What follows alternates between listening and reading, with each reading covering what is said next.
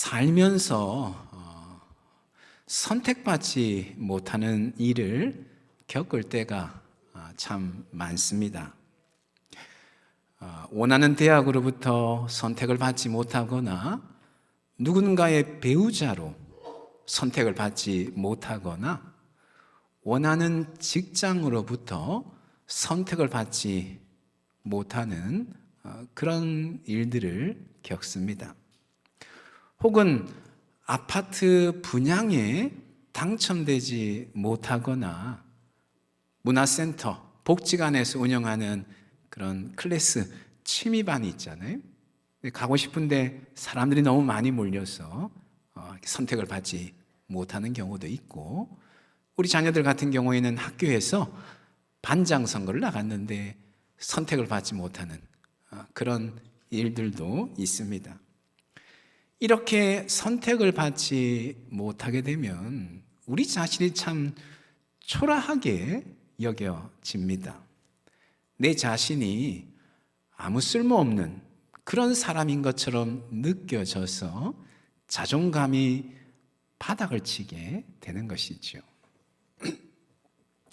언젠가 수요 예배 때 한번 말씀을 나눈 적이 있는 것 같은데요. 한 18년, 19년 전쯤에 제가 서울의 목동에 있는 어느 교회에 부목사 청빙 면접을 봤을 때가 있습니다. 지금 그 교회가 좀 교회 문제가 생겨서 없어졌지만 그 당시만 해도 제일 잘 나가던 그런 교회 중에 하나였습니다. 우리 목사님들 사이에서는 꼭 한번 가서 사역해보고 싶은 그 교회 중에 첫 번째로 꼽힐 정도로 참 이렇게 부흥되던 그런 교회였습니다. 그때 면접이 무려 5차에 걸쳐서 진행이 되었습니다. 1차는 서류 면접이고 그렇게 해서 일부를 떨어뜨리고, 또 2차는 인성검사, 요즘 MBTI다, 디스크다 이런 검사들 하지 않습니까? 그런 인성검사를 해서 또 일부를 떨어뜨리고, 3차, 4차 때는 심층 면접을 하고, 마지막 5차 때는 최종 후보자들하고 그 교회 부목사님들하고 축구 시합을 하고는 목욕탕에 갔다가 감자탕을 먹고 헤어지는 그런 면접이었습니다. 당시에 대기업에서 이런 방식의 면접이 유행을 했었거든요. 그래서 그 교회에서 이제 도입을 했었던 것인데, 사실은 그 교회도 그해 한 해만 그렇게 면접을 진행하고는 그 다음부터는 그렇게 하지 않았다라고 하는 이야기를 듣기도 하였습니다. 그때 제가 이제 5차 면접까지 가서 최종 후보로 올랐었던 거죠. 10명의 최종 후보가 있었는데 그 중에서 7명을 뽑았습니다. 상당히 합격 가능성이 높았겠죠. 10명 중에 7명이니까 70%나 되지 않았겠습니까? 더욱이 제가 축구 경기 때 골을 2골이나 넣었습니다. 그리고 이제 면접 보는 팀장 목사님이죠. 그 중에 한두 분은 제가 좀 알고 있던 그런 목사님이었습니다. 더더욱이 합격 가능성이 높았겠죠. 근데 결과는 예상과 달리 떨어졌습니다. 떨어졌다는 문자를 받고 났는데 얼마나 서운하고 힘들던지요. 그냥 1, 2차에 떨어졌으면 아예 기대조차 하지 않았을 텐데 5차까지 가서 떨어지다 보니까 상당히 서운한 겁니다. 합격 가능성도 상당히 높아서 거의 됐다라고 그렇게 스스로 확신을 했었는데, 기대감이 그만큼 컸던 만큼 실망도 아주 컸었던 것이죠. 한동안 밥맛이 없는 겁니다. 모래알을 씹는다라고 하는 것이 그런 것이구나라고 하는 걸 느껴보았습니다. 그리고 삶의 의욕도 없는 겁니다. 몇 년 동안 목동 쪽으로는 아예 갈 생각도 하지 않았습니다. 그런 것처럼 선택받지 못한다라고 하는 것은 참 괴롭고 힘든 일인 것이죠. 거절당했다고 하는 생각 때문에 내 존재 자체가 흔들리는 것입니다.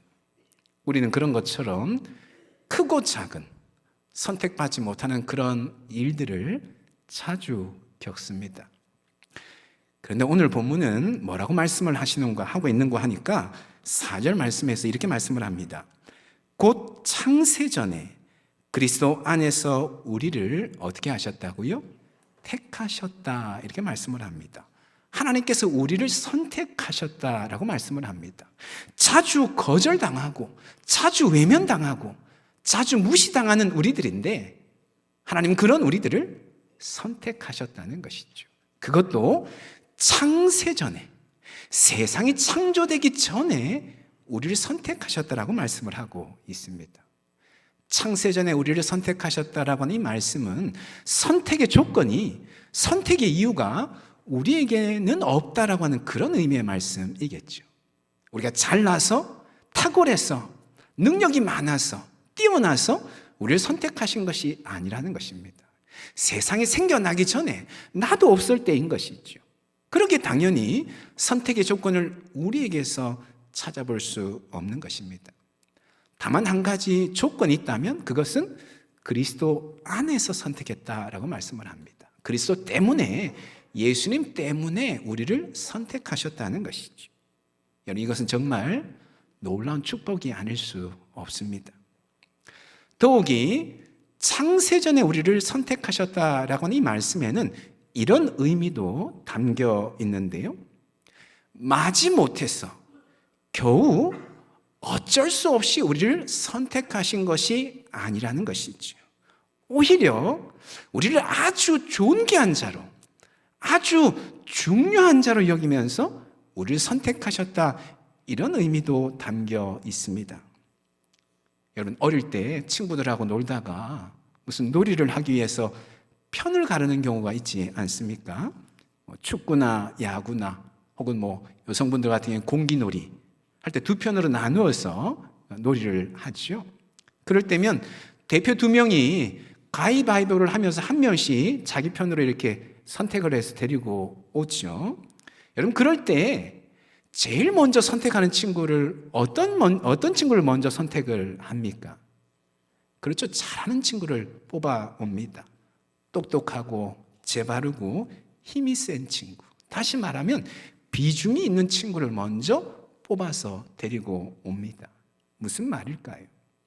하나님께서 창세전에 우리를 택하셨다라고 말씀을 하는데, 세상이 생겨나기 전에 우리를 선택하셨다고 말씀하는데, 결국 하나님이 우리를 그처럼 가장 중요한 존재로 여기신다고 하는 그런 의미가 담겨 있는 것이지요. 세상 그 어떤 것보다도 먼저 우리를 선택하실 정도로 우리를 존귀하게, 중요하게 여기신다라고 하는 것이죠. 여러분, 하나님은 그렇게 우리를 대하시는 분이십니다. 우리를 아주 존귀한 자로, 아주 중요한 자로 그렇게 우리를 여기신다라고 하는 것이죠. 저는 현대를 살아가는 우리들이 무엇보다도 깨닫고 붙잡아야 될 메시지가 바로 이것이라고 생각을 합니다. 하나님의 선택의 은혜, 창세전에 우리를 택해 주셨다고 하는 그 사실, 아무런 조건을 묻지도 따지지도 아니하시되 그러나 가장 존귀한 자로 여기면서 우리를 선택해 주시는 그 하나님의 선택의 은혜를 붙잡는 것이 오늘날 오늘날 이 시대를 살아가는 우리들에게 무엇보다도 중요한 문제이다라고 하는 것이죠. 여러분, 오늘날 우리 시대를 소위 자기 PR 시대 이렇게 말하죠. 자기를 드러내고 싶은 욕망이 가득한 그런 시대라는 말입니다. 그런데 이것을 뒤집어서 생각해 보면 이런 의미가 될 수 있을 것 같습니다. 자기를 드러내고 싶은 욕망이 가득한 시대, 그것은 바꾸어 말하면 선택받지 못할 것에 대한 두려움, 강한 두려움을 안고 살아가는 시대다라고 하는 것이죠. 혹여라도 선택받지 못할까라고 하는 그 두려움이 너무 크다 보니까 어떻게든 자기를 드러내어서 자기를 PR해서 선택받고 싶어 한다는 것이죠. 영적인 공허함이 아주 깊이 비어있는 그런 시대이다라고 하는 것입니다. 물론 자기 PR이 무조건 부정적인 것은 결코 아닙니다. 긍정적인 요인도 있습니다. 자기 PR 할 때 이 PR이 영어로 Public Relations이죠. 공적인 관계를 맺다, 이런 의미입니다.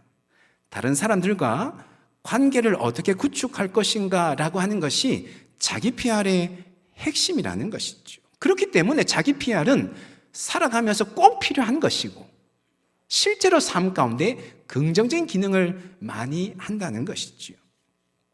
하지만 문화라는 것은 늘 부정적인 요인이 더 강하게 드러나는 법입니다. 다시 말해서 이 자기 PR도 부정적인 기능으로 작용하는 경우가 훨씬 더 많다는 겁니다. 왜 오늘날 사람들이 자기를 드러내려고 안달나 있는가? SNS를 들여다보면 온통 자기 사진으로 도배되어 있는 경우가 대부분인데 왜 그렇게 자신을 드러내려고 하는가? 그 이면에는 자신이 안고 있는 영적인 공허함을 어떻게든 채워보고 싶은 그런 욕구 때문이다라고 하는 것이지. 하지만 안타깝게도 그렇게 해서 영적인 공허함이 해소되는 것이 아니라는 것이지. 오히려 자기를 피하라면 피할수록 자신의 영적인 공허함은 더 깊어지는 것을 우리가 볼 때가 많습니다. 우리 안에 있는 이 영적인 공허함을 해결할 수 있는 근본적인 해결책은 오직 하나밖에 없습니다. 그것은 바로 하나님이 나를 선택해 주셨다고 하는 이 사실을 깊이 깨닫는 것이죠.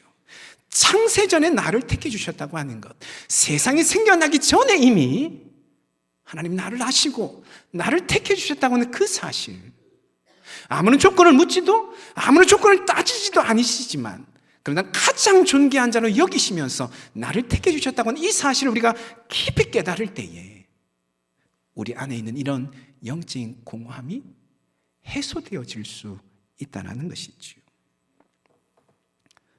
여러분, 우리가 원하는 대학, 내가 꼭 가고 싶은 대학, 꼭 가고 싶은 직장, 합격했다는 합격 통지서를 받아들면 어떻습니까? 참 뿌듯해지지 않습니까? 마치 그 순간만큼은 세상을 다 가진 것 같습니다. 그래서 괜히 얼굴이 환해지죠. 티를 내고 싶지 않은데, 티를 내지 않으려고 애를 쓰는데 그게 마음대로 잘 되지 않지 않습니까? 저절로 얼굴에서 티가 나게 되어 있습니다. 뿐만 아니라 괜히 사람들에게 무언가 나눠주고 싶습니다. 밥도 사주기도 하고 커피도 그냥 내가 계산하려고 하는 그런 마음이 들죠. 내가 충만하니까, 내가 그렇게 원하는 학교 통지서를 받아드니까, 내 안이 충만하니까 그것이 자연스럽게 넘쳐 흘러가는 것이다 라고 하는 것이지. 여러분, 우리에게는 영원한 삶을 향한 합격 통지서가 주어져 있는 줄로 믿습니다. 하나님은 우리에게 최고의 복 주기를 기뻐하시는데 그 하나님의 세계에 들어갈 수 있는 합격 통지서가 주어져 있다는 것이, 이미 주어져 있다는 것이죠. 우리가 그 사실을 깊이 깨닫는다면 매일매일의 삶이 충만한 삶이 될 것입니다. 당당하고도 자신감이 넘쳐날 뿐만 아니라 누가 시키지도 않았는데 차진해서 나누고 베푸는 삶을 살게 될 것입니다. 바라오기는 이 하나님의 선택의 은혜가 깊이 깨달아지는 그런 은혜가 여러분 가운데 임하기를 예수님의 이름으로 축원합니다. 창세전에 하나님이 나를 택해 주셨다고 하는 이 말씀이 단지 죽은 문자로 끝나는 것이 아니라 성경책을 덮고 나면 끝나는 것이 아니라 살아 역사하시는 하나님의 살아있는 말씀으로 우리에게 새겨지고 매일의 삶을 이끌어가는 그런 능력의 말씀으로 경험되어지기를 주님의 이름으로 축원합니다. 그래서 매일매일 삶이 충만한 삶이 되어지기를 간절히 소망합니다. 지난주에 하나님은 우리에게 복 주기를 기뻐하시는 분이시다, 이런 말씀을 함께 나누었는데요. 바울은 그 첫 번째 복으로, 하나님이 우리에게 주시는 첫 번째 복으로 무엇을 언급하는가 하니까 방금 우리가 살펴본 선택의 은혜에 대해서 언급을 한 것입니다. 창세전에 우리를 택해 주셨다라고 하는 것, 이것이 바로 우리가 누릴 수 있는 첫 번째 복이라는 것이죠. 그리고 이어서 두 번째 복에 대해서 언급을 하는데요. 그것은 뭐냐 하면 바로 하나님의 예정하심이다, 그런 말씀을 하는데 5절 말씀 한번 보실까요? 그 기쁘신 뜻대로 우리를 뭐 하셨다고요? 예정하셨다라고 하는 것이죠. 예정하다라는 말은 미리 정하다, 그런 말이겠죠. 방금 전에 우리가 살펴본 선택하다라고 하는 말과 비슷한 의미로 사용이 됩니다. 기독교 교리에 보면 그런 설명이 있습니다. 선택과 유기를 예정하셨다, 이런 설명이 나옵니다.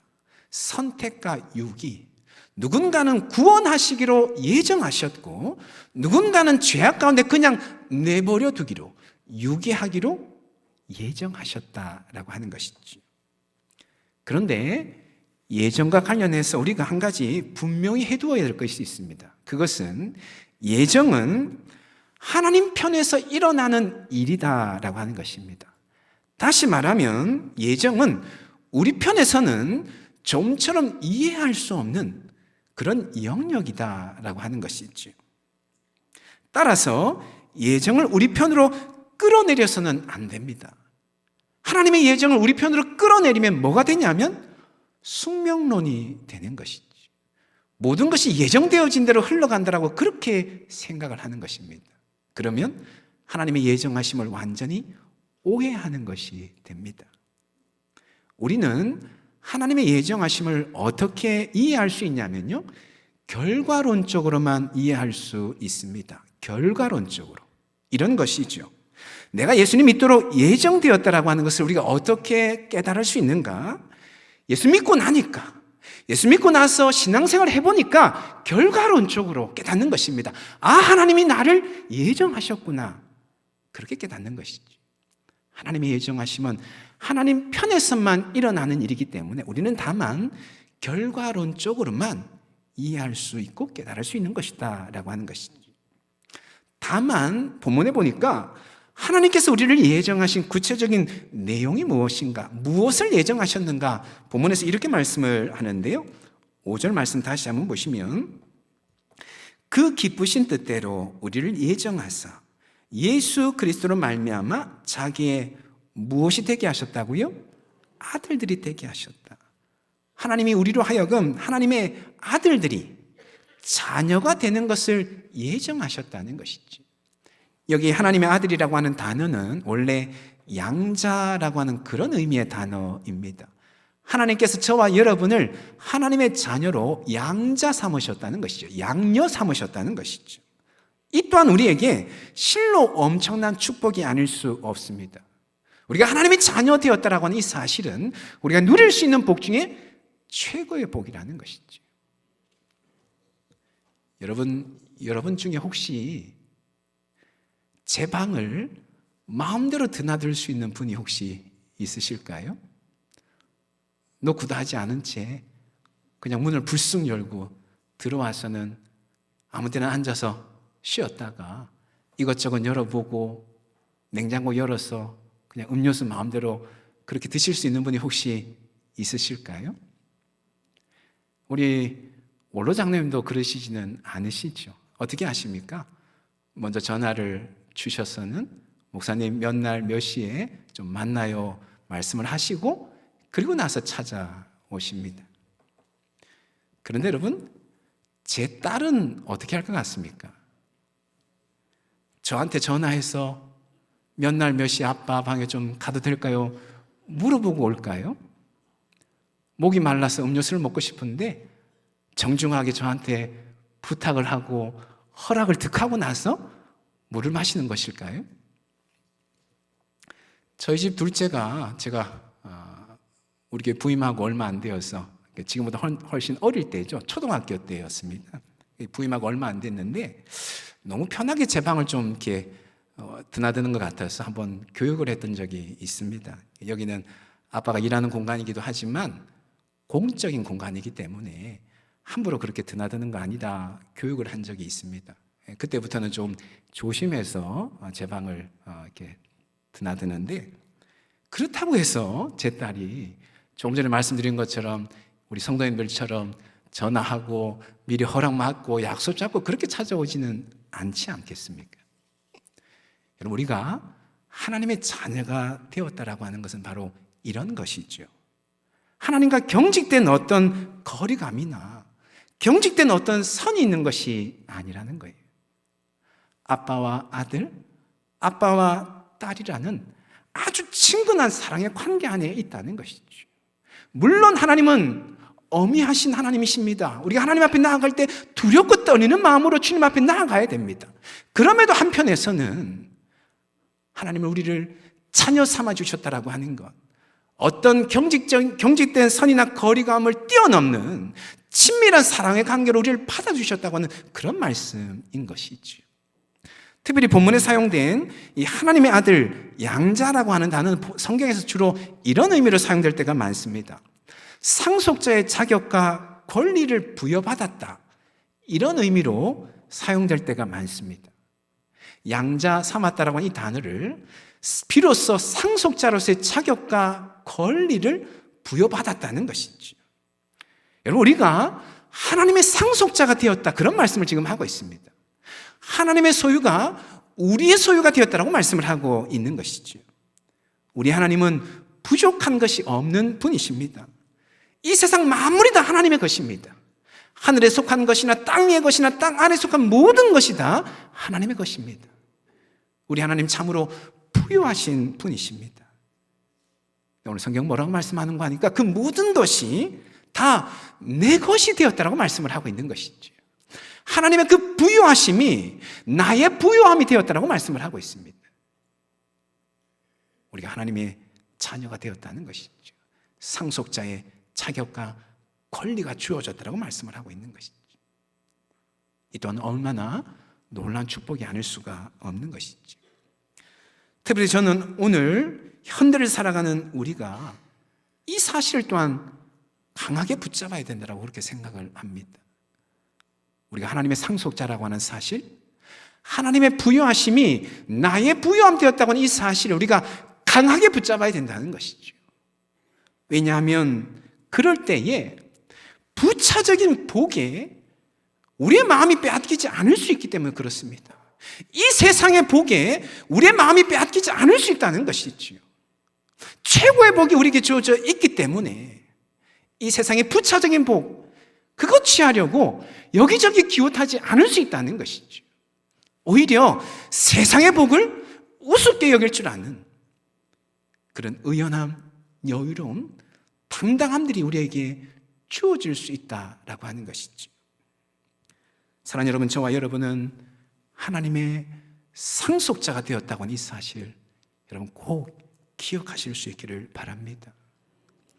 하나님의 부유하심이 나의 부유함이 되었다라고 하는 것, 그렇게 하나님이 저와 여러분을 당신의 부유함에 초대하셨다라고 하는 것, 초청하셨다라고 하는 것, 그것을 누리라고 말씀하신다라고 하는 그 사실이 믿어지기를 주님의 이름으로 축원합니다. 그래서 매일매일의 삶이 하나님의 상속자로서 살아가는 여유로움과 당당함을 가지고 살아가는 그런 삶이 되기를 예수님의 이름으로 축원합니다. 아멘. 기도하겠습니다. 이제 우리 말씀 붙잡고 함께 기도하기를 원하는데요, 오늘 두 가지 말씀을 함께 나누었습니다. 하나는 창세전에 하나님 우리를 택해 주셨다고 하는 말씀. 사실 오늘 교회 오기까지 우리는 몇 번이나 선택받지 못하는 경험을 하고 왔습니다. 버스를 타려고 하는데 그냥 지나가고, 택시를 잡으려고 하는데 다른 사람을 태워서 가기도 하고, 신호등을 받으려고 하는데 다 지나갔는데 나만 못 지나가기도 하고, 우리 매일같이 이처럼 선택받지 못하는 일들을 겪고 살아갑니다.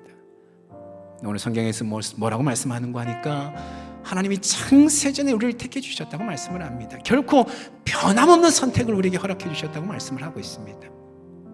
하나님 말씀 붙잡고 이 땅을 살아가되 영원한 삶을 향한 합격 통지서가 우리에게 주어져 있음을 기억하며 우리 매일의 삶이 충만한 삶이 되게 하여 주시옵소서 기도하기를 원하고요.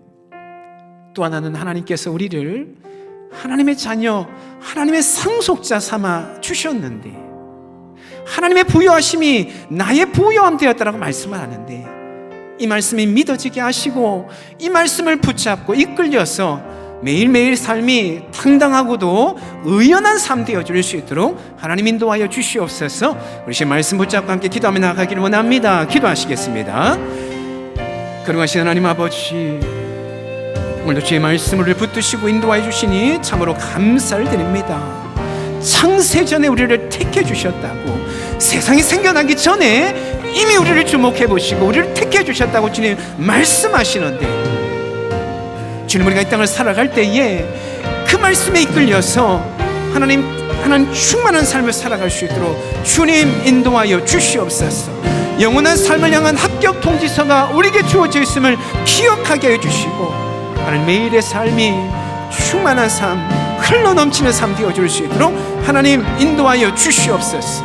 뿐만 아니라 우리를 하나님 자녀 삼아 주셨는데, 하나님의 상속자 삼아 주셨는데, 하나님의 그 부요하심이 나의 부요함 되었다라고 선언하여 주셨는데, 이 말씀이 믿어지게 해주시고 매일의 삶이 하나님 이 말씀 가운데 살아가는 삶 되어줄 수 있도록 주님 우리를 인도하여 주시옵기를 주여 간절히 기도합니다. 이 한 주간의 삶도 이 말씀에 이끌려서 하나님 당당하고도 의연하게 살아가는 삶 되어줄 수 있도록 주님 역사하여 주시옵소서.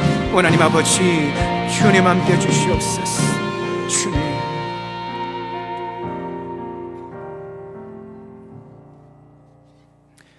그러하신 하나님, 창세전에, 세상이 생겨나기 전에 우리를 선택해 주셨다 하나님 말씀을 하시는데, 이 말씀이 믿어지게 하시고 이 말씀에 사로잡히게 하여 주시고 영원한 삶을 향한 합격 통지서가 우리에게 있음을 기억하되 매일매일의 삶이 충만한 삶 되어줄 수 있도록 성령께서 우리를 붙드시고 인도하여 주시옵소서. 창세전에 우리를 하나님의 상속자, 하나님의 자녀로 예정해 주시고 때가 되어 우리를 불러주시고 지금 이렇게 하나님의 자녀로서의 삶을 살게 하시니 참으로 감사를 드립니다. 하나님의 그 부요하심이 나의 부요함 되었다고 하시는 그 말씀이 믿어지고 매일의 삶 가운데 경험되어 줄 수 있도록 성령께서 역사하여 주시옵소서. 그리하여서 하나님의 상속자로서 하루하루의 삶이 의연하고도 당당한 삶 되어줄 수 있도록 이번 한 주간에도 우리를 붙드시고 인도하여 주시옵소서. 그렇게 하신 하나님께 모든 것 맡겨드리며 예수님의 이름으로 기도합니다. 아멘.